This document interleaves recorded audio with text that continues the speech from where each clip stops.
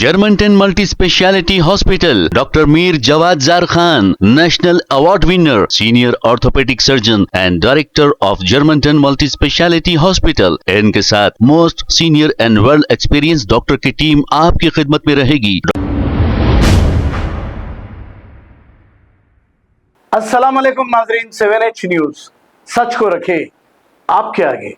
हमारे हिंदुस्तान के prime minister Narendra Modi UAE में जाकर यहाँ के प्रिंस से ऐसे मिल रहे हैं जैसे कि ये इनका बचपने का दोस्त है और ऐसा खुलूस बता रहे हैं गले मिलकर।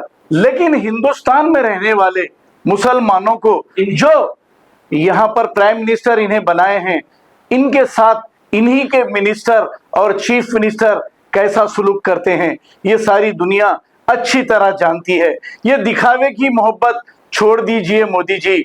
यहाँ पर एक रूप और फिर यूएई में दूसरा रूप। अब इनको हिंदुस्तान के मुसलमानों से मोहब्बत नहीं, यूएई के अरबों से इन्हें मोहब्बत है। ऐसी मोहब्बत ये बता रहे हैं। आइए देखते हैं इसी का ये मंजर।